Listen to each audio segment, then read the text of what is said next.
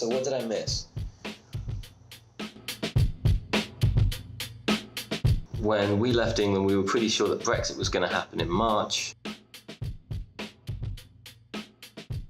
I had informed my colleague Kashid that Manchester United were looking like they were storming back into the top four, and everyone was so excited about how good the ending of Game of Thrones was going to be. We left it with you, and 5 months later, Brexit is still no closer. Manchester United are in the Europa League, and Daenerys is dead. You can do better than that.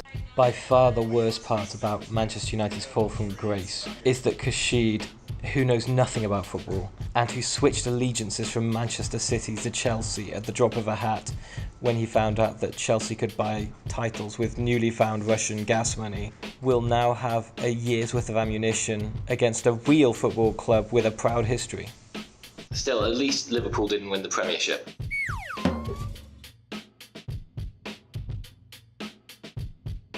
When we came out to South America, I made sure that I brought about 400 Earl Grey tea bags, so we've had some nice touches of home.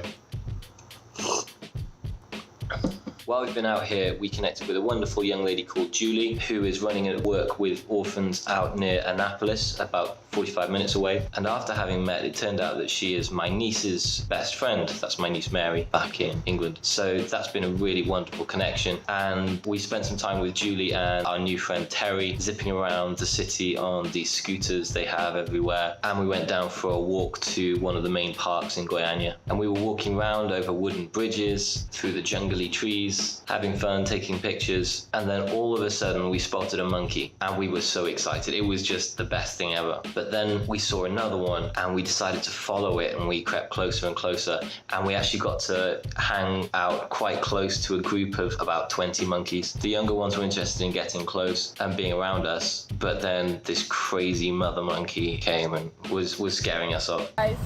Guys.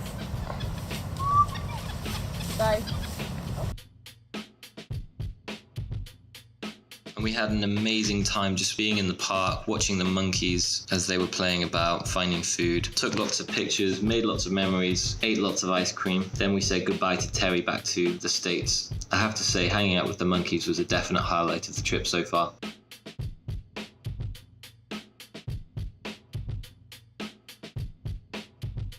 Returning to the theme of giant fruit, just for a moment, I saw an orange that was as big as my head, and I thought this was important enough to share with you. Here it is. And moving from giant fruit to giant arachnids, I also did see a giant spider. It was enormous and colourful and right next to my face, but I'm really dealing with my fear of spiders at the moment, so I decided to take some video for you. I'm sorry it's not in the best quality, but it was hard to focus the camera. If you have a child in Brazil and you need to give it a name, it's a very complicated experience.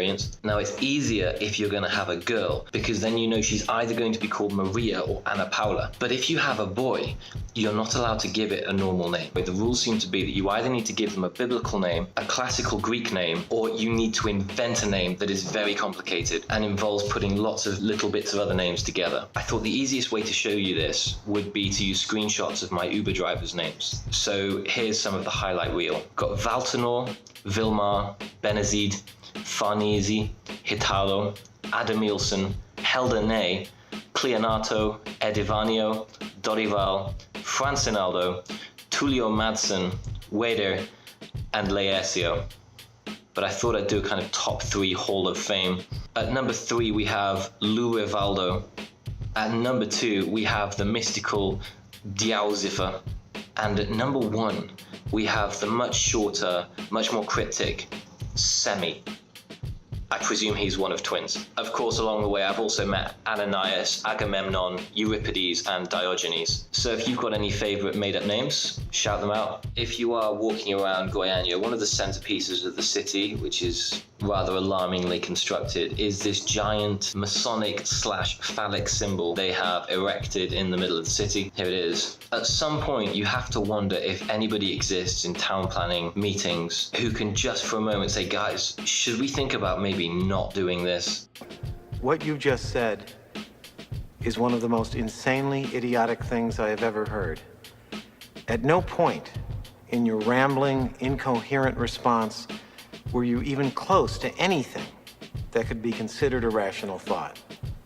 Everyone in this room is now dumber for having listened to it. I award you no points, and may God have mercy on your soul.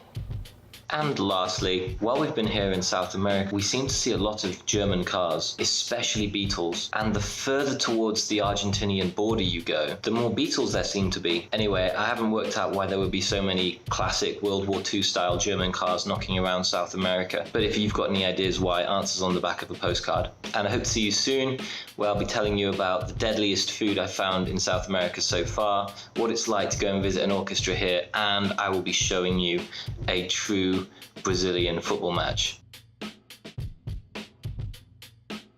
See you soon.